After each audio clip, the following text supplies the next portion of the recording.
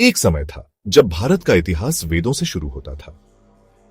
गंगा किनारे आर्य उतरते हैं, ब्राह्मण उसे दिशा देते हैं।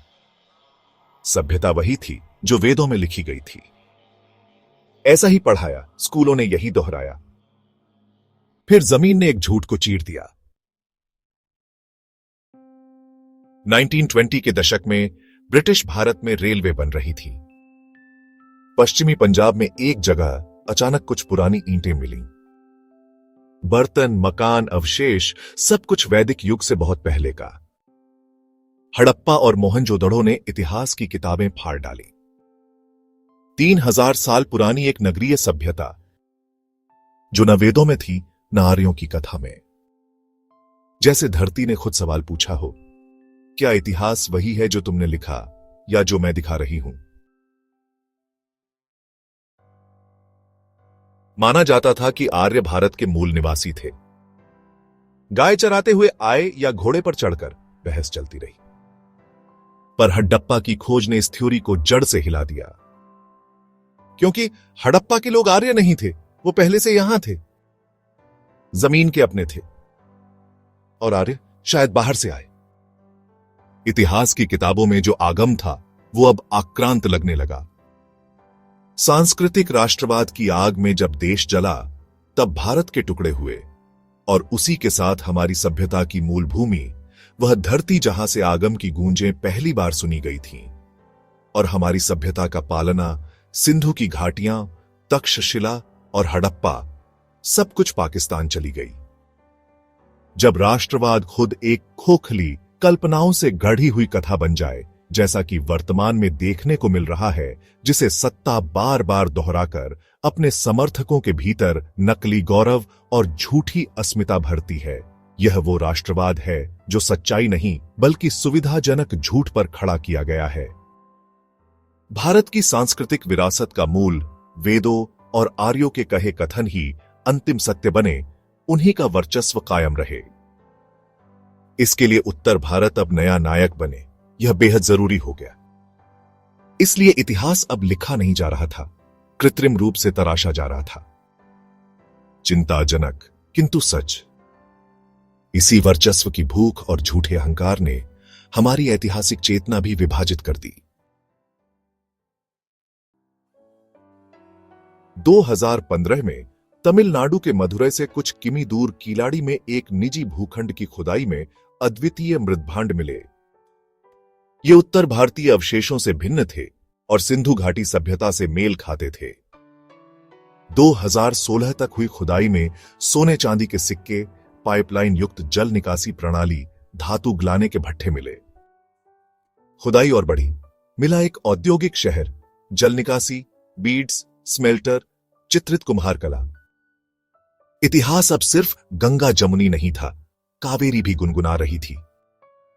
एक ऐसी भाषा में जिसे अब तक सुना नहीं गया था, पर वो हमेशा से वहां थी। यहां की लिपि सिंधु घाटी से मिलती जुलती थी, जो दक्षिण में वैदिक काल से पूर्व की एक स्वतंत्र सभ्यता की ओर इशारा करती थी। अब असल में होना तो यह चाहिए था, एक जागृत देश इस बेहद जरूरी सफलता का जश्न बनाता। इस महत्वपूर्ण खोज से भारतीय इतिहास का एक नया अध्याय जुड़ सकता था। एक और प्राचीन सभ्यता, समृद्ध और प्रगतिशील।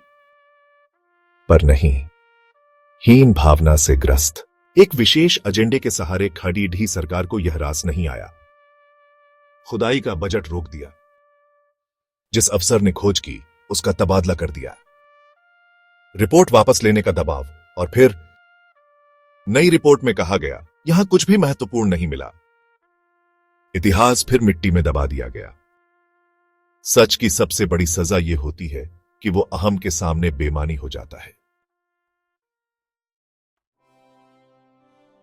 2018 में कुछ साहसी लोग कोर्ट गए। हाई कोर्ट ने तमिलनाडु राज्य सरकार से पूछा, क्या आप खुदाई का खर्च उठाएंगे? सरकार ने हां कहा। खुदाई फिर शुरू हुई, और संगम काल जो सिर्फ साहित्य में था, अब अवशेषों में भी सामने आ गया। साहित्य की कल्पना को जब मिट्टी ने साक्ष्य दिया, तो संकीर्ण सोच से ग्रस्त सत्ता को भी चुप रहना पड़ा। कीलाड़ी अब सिर्फ एक भूगोलिक टुकड़ा नहीं थी, वह अस्मिता बन चुकी थी। एक द्रविड़ विरासत जो उत्तर से अलग थी, जिसे रोकने, दबाने और छोटा दिखाने के अनंत प्रयास हुए जो साफ साफ दिखाई दे रहे थे। इतिहास की लड़ाई अब सत्य बनाम सत्तालोलुप अस्मिता की हो चली थी। जब कीलाड़ी को दबाया जा रहा था, उसी समय उत्तर प्रदेश के सिनौली 2005 में खोजी गई साइट को 2018 में जानबूझकर सुनियोजित तरीके से पुनर्जीवित किया गया। इसका भव्य प्रचार हुआ, जिसमें बॉलीवुड अभिनेता तथा कथित नए नवेले यूट्यूबर तक शामिल हुए। एएसआई की रिपोर्ट ने इसे वैदिक काल से जुड़ा बताया। एक बरियल साइट को इतिहास की महान खोज बना दिया गया। वीडियो, डॉक्यूमेंट्री, सरकारी बयान, हर मंच पर सिर्फ सिनौली। इतिहास से अधिक प्रचार की विजय हुई और कीलाड़ी सच होकर भी मौन रह गई। सवाल यह नहीं कि सिनौली सही थी या गलत, सवाल यह है कीलाड़ी के सच को क्यों दबाया जा रहा था। क्या इसीलिए यह द्रविड़ों की प्राचीन ऐतिहासिक धारा का प्रमाण है, जो उत्तर भारत की आर्य व्यवस्था से स्वतंत्र और भिन्न थी, और यही तथ्य उस पूरी आर्य केंद्रित ऐतिहासिक संरचना को चुनौती दे रहा था? सत्ता को इतिहास से प्रेम नहीं होता, उसे नरेटिव चाहिए, एक ऐसा नशा जो आपको गर्व के नाम पर मदहोश कर दे। सत्ता के लिए एक विशेष ऐतिहासिक नैरेटिव, आर्य स्वदेशी हिंदू सभ्यता का उत्तर से विस्तार, राजनीतिक कोकीन का काम करता है। यह समर्थकों में गर्व और वर्चस्व की भावना भरता है। कोई भी नई खोज जो इस कथा को खंडित करे, इस नशे को तोड़ देती है। सत्ता की विश्वसनीयता को झटका देती है, सांस्कृतिक आधिपत्य की जड़ें कमजोर करती है। और जो सत्य खोजकर लोगों के सामने लेकर आए, वह अपाहिज सत्ता का सबसे बड़ा दुश्मन बन जाता है, चाहे वह इतिहासकार हो, पत्रकार हो या फिर कॉमेडियन। क्योंकि जो सवाल करता है वो सिर्फ सच्चाई नहीं, सत्ता की नींव भी हिला देता है। हर बार जब कोई फावड़ा मिट्टी में उतरता है, सत्ता कांपती है, क्योंकि जहां खुदाई होती है, झूठ की कब्र भी वहीं खुदती है। इतिहास दबाया जा सकता है, पर मिटाया नहीं जा सकता। एक दिन वो फिर उभरेगा, इस बार किताब में नहीं, धरती से। और जब धरती बोलती है तो इतिहासकार नहीं, जमीन खुद गवाही देती है। झूठ पर खड़ी सियासत सच से डरती है, सच दबता है, मिटता नहीं। पर सच्चाई के पैर नहीं होते, फिर भी वो चलती है, धीरे धीरे मगर निर्णायक रूप से।